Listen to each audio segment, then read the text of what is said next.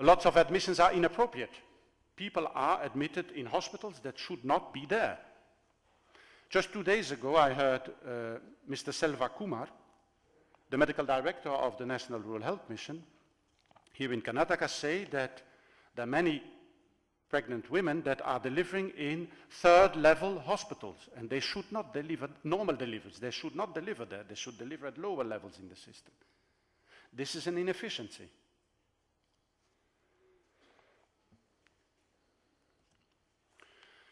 Change is possible. The report highlights a number of success stories. People who are countries that are not yet entirely there, but that have made substantial progress the last years. What is striking is that it's not only a matter of wealth, of GDP. You have countries with similar levels of health expenditure reach strikingly different results. My colleague Werner Schors has gone through, in cross-sectional way, through most of the background papers for the WHO report 2010, and what he says is that the most consistent finding, the most consistent element that comes back in the countries that do well is a resolute choice for equity, is a political choice for equity, much more than how much money do I have. What comes also out of the report is that there's no magic bullet. There's no single mix of policies that works everywhere. So copy and paste will not work, which does not mean that one cannot find inspiration in some of the achievements in countries in this part of the world or elsewhere. The strategies that are chosen are very often linked, influenced by former choices, by the former path that the country has chosen. So you cannot just overnight change these systems. I mean, you carry back the past, and you have to do with it.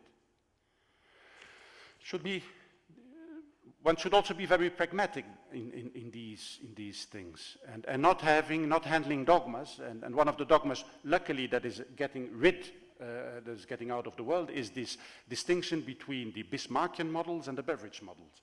The Bismarckian model being a model of financing being more based on social health insurance contributions versus it's then opposed to Beveridge models, more tax-based. In reality, you don't have this dichotomy anymore. You have a mix. You have many systems, like in my country, where you have as well social health insurance contributions as tax money. You may have heard this. The Thai are, and I think rightly proud, Thailand has achieved in less than 10 years, has achieved, at least in terms of breadth of coverage, universal coverage. I must admit, I don't know the details today on the depth and the height, but I think they are fairly good. And this is what this has been our trick. The triangle that moves the mountain. Relevant knowledge via research. And Thai policymakers have been touring a little bit and going to different countries and trying to pick the best, to shop and take the best, not copy models, shop and take the best. Social movement, media were mobilized, so civil society organizations, and political involvement. The case of India, and it's with humility that I talk about this, because it would be presumptuous for me to claim that I am an expert on the situation of healthcare financing in India. But, well, it's clear that there is not much money going to the health sector. The data that is available indicate, well, government expenditure is 1% of GDP, even if yesterday I heard that this is increasing. There's an upward trend, which is very positive. But it is, so it remains the fact that the bulk of healthcare expenditure in India remains direct, out-of-pocket payment.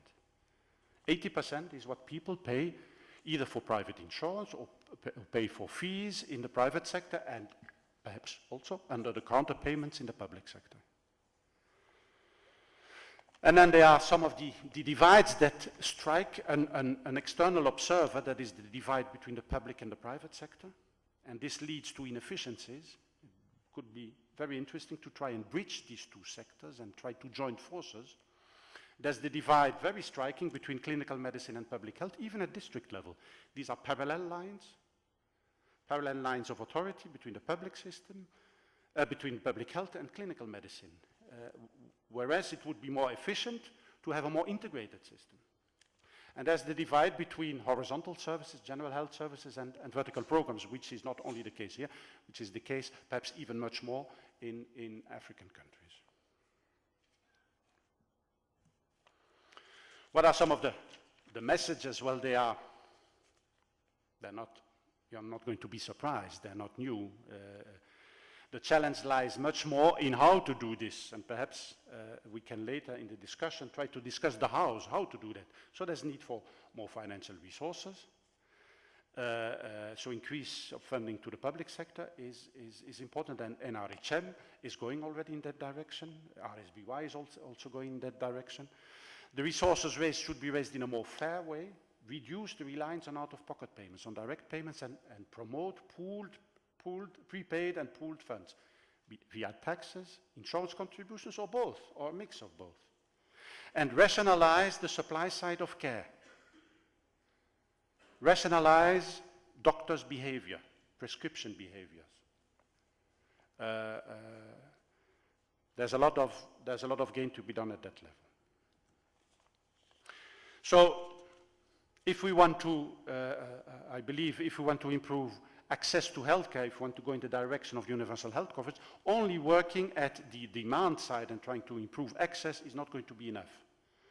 If we work on access, definitely we should not only work on financial access, but also on the broader issues, the social issues that affect access. At the same time, also work at the supply side. Improve quality, improve efficiency, and organize, manage the systems, the local health systems in trying to manage pluralistic systems. At taluka level or district level, you have public providers, you have private providers. This is a reality. So it's a challenge to try and manage these and to join these forces in a same perspective. And do this in an integrated way where the public health lines and the clinical lines are much more integrated. So it's demand side interventions and supply side interventions and management of the local health system. And, not or.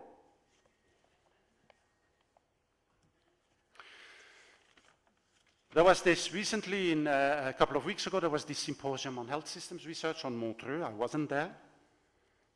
I found it too expensive. But I know that several of people here in the audience were there. Now, it's on the website, we had a look at some of the background papers, and there was a very interesting background papers by two researchers from Latin America on universal health coverage with equity, what we know, don't know, and need to know. Now here, their point was, in fact, we know that there is a gradient between better off and poorer people. We know that.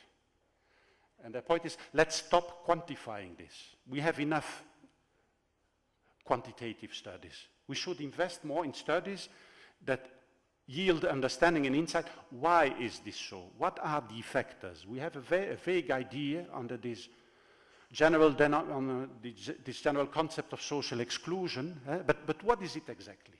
And what is it exactly in which context? Trying to identify this and try to see whether this can be overcome. And they plea very strongly for more social scientists being involved in studying universal health coverage, and not only economists or financial experts. Community health insurance, I hope that is clear now. Community health insurance is not a magic bullet that is going to solve all your problems in terms of universal health coverage. But it can be a piece of the puzzle. And I want to indicate two pieces of sound evidence that illustrate it. There's Dr. Devadasan's PhD thesis, which is going to defend in a couple of months now at the University of Ghent in Belgium. And Dr. Deva comes with evidence saying if schemes are well designed, if they're well implemented, they can increase access to hospital care and they can protect households from catastrophic health expenses. So there's a role for CHI. There's the review, several of us, jointly ITM and IPH have done at the global level, looking at community health insurance and universal health coverage, and I think there are a couple of CD-ROMs with the report available over there. This research has pointed to something, an interesting finding, also in India, indicating that community health insurance is actually about more than only money.